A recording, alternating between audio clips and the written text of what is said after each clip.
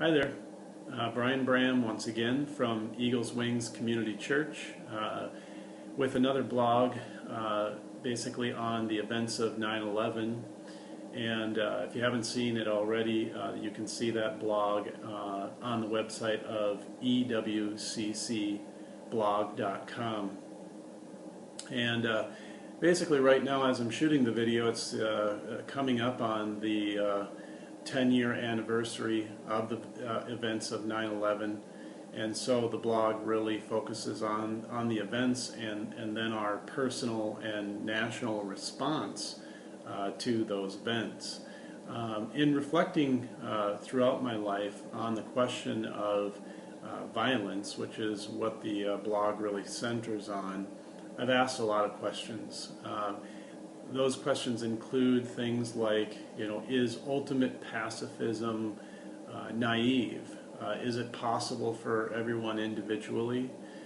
Is it possible nationally? Does it invite violence in other ways?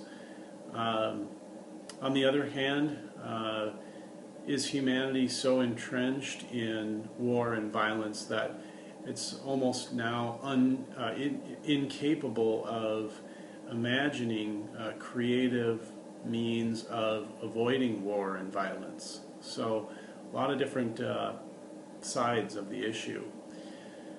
I know it's a little bit cliche, but like most people, I definitely remember where I was when I first learned about the events of 9/11, and coming down the stairs in my rental home, I instantly knew that this was not just another bad news story, that this was something much bigger, cataclysmic.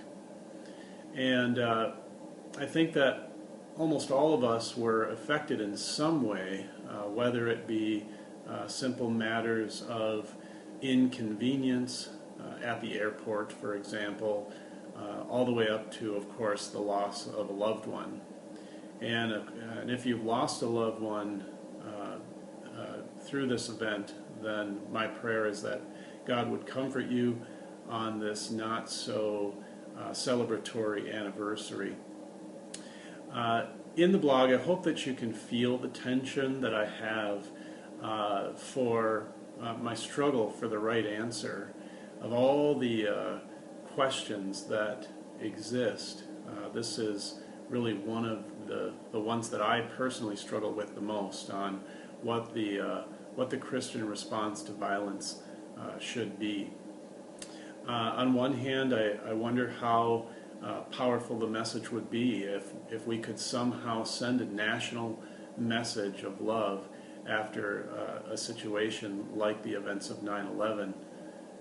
Rather than violence towards the perpetrators. And I wonder what kind of effects that would have.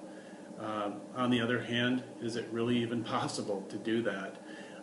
Is it possible to end violence and war in this world? One thing we know for sure, when it comes to this question, there's no easy answers.